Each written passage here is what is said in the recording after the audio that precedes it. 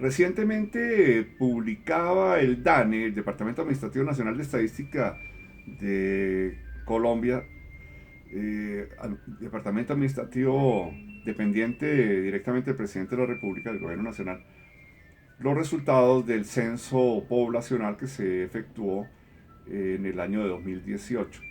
Como dice el director del DANE, el señor Oviedo, ningún censo es perfecto.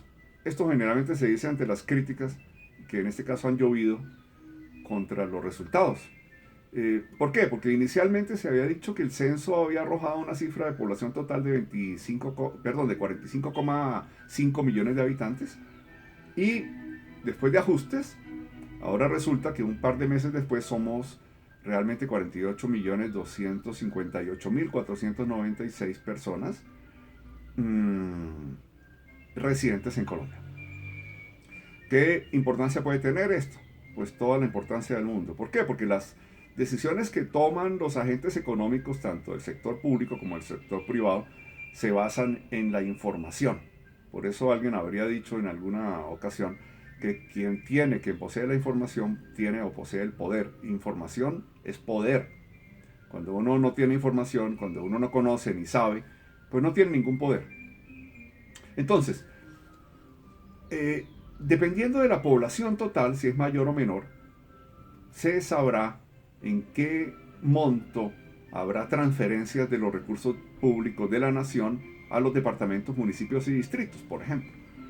En cumplimiento del mandato constitucional del Sistema General de Participaciones y de la Ley 715-2001, que obliga a la nación a transferir una buena parte de los ingresos corrientes, es decir, de los impuestos directos e indirectos y de las tasas y multas de una vigencia fiscal, de una anualidad a los entes territoriales descentralizados. Entonces, en la medida en que la población total disminuya en un departamento o la población en situación de pobreza o miseria o con necesidades básicas insatisfechas, una o más, eh, de ello dependerá el monto de las transferencias.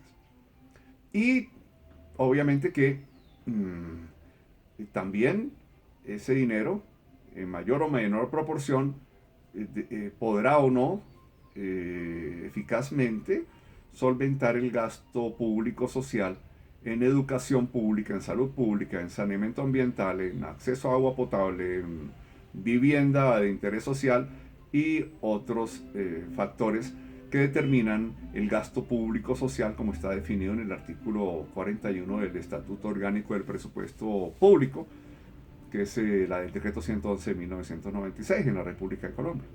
Por tanto, es muy importante saber cuántos somos, cuántas personas están en edad de trabajar, cuántas personas están en edad de no trabajar, cuántas son las personas económicamente activas y finalmente cuántos son los desempleados. Lamentablemente en la situación colombiana del último año hemos visto disparado la tasa de desempleo. Volvimos a los dos dígitos, es decir, está por encima del 10% de la población económicamente activa, que se considera en Colombia que está cercana a 22 millones de habitantes.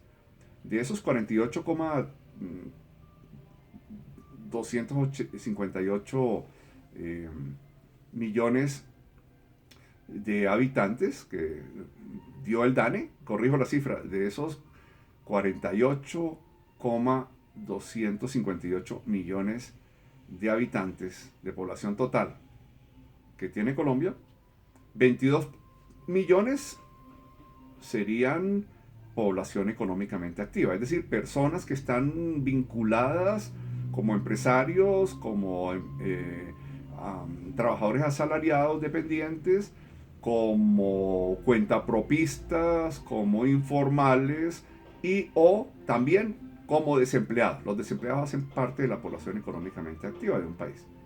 Y la población económicamente inactiva es el resto.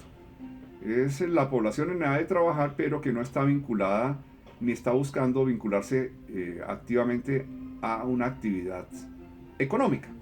que son, por ejemplo, los estudiantes mayores de 16 años, las personas que fungen como madres, como amas de casa, los militares, los miembros de la Iglesia Católica, etcétera. Hay grupos poblacionales bastante grandes que están dentro del rango de edad de 16 años hasta los 62 años, es decir, en edad de trabajar, pero que no están activamente vinculados a la actividad económica.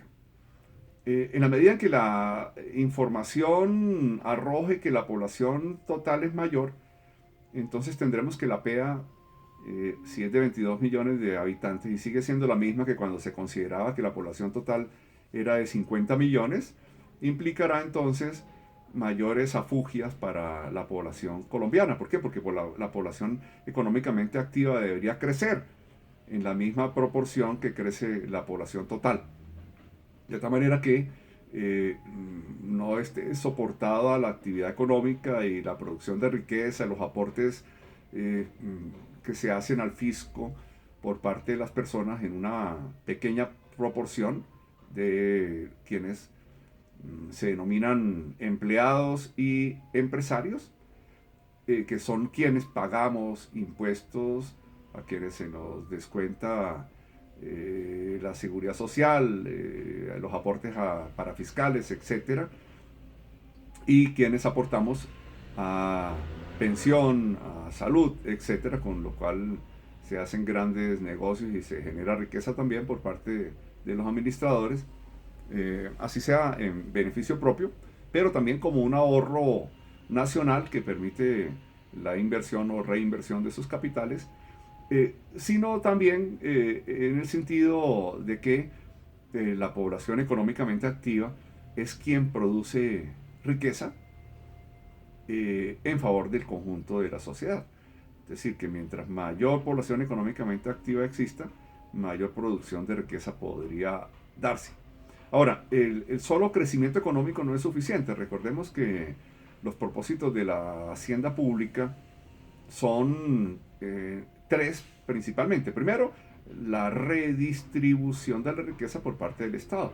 De tal manera que el sistema progresivo y equitativo del sistema tributario, como lo ordena el artículo 363 de nuestra Constitución, debería generar la posibilidad de que los que más ganan, los que más tienen, económicamente hablando, sean quienes más aporten al erario, al patrimonio público, a las finanzas públicas, para que con base en esos aportes haya una redistribución de recursos en beneficio de la sociedad en su conjunto, de la comunidad en general, pero en particular de los más pobres, de los más necesitados, de los de menos capacidad económica y que tengan menos posibilidad de generar riqueza.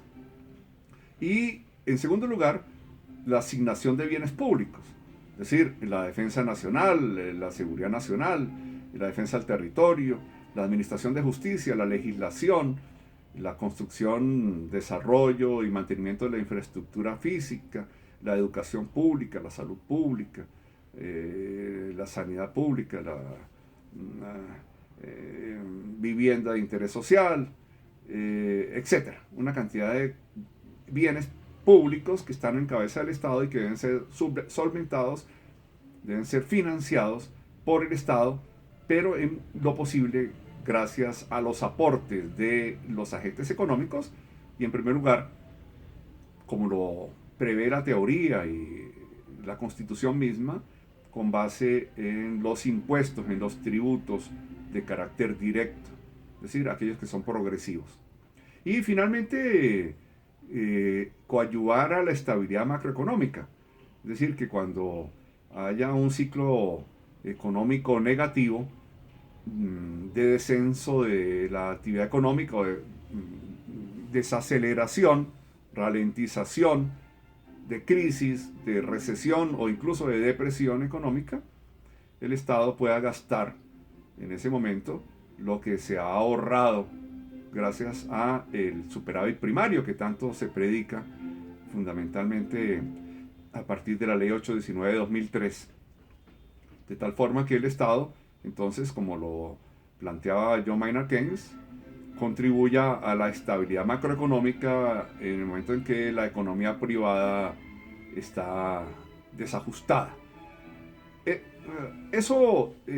Todo esto es importante desde el punto de vista de entender entonces que los censos poblacionales, los censos de población, de participación de las personas, por sexo, por género, por edades, por actividad económica, etcétera, todo esto da la posibilidad de hacer un mapa sobre la población, sobre la economía, sobre la situación de las personas y tomar decisiones, diseñar y aplicar políticas públicas por parte de las entidades del Estado eh, que están para ello previstas y creadas. Muchas gracias por su atención.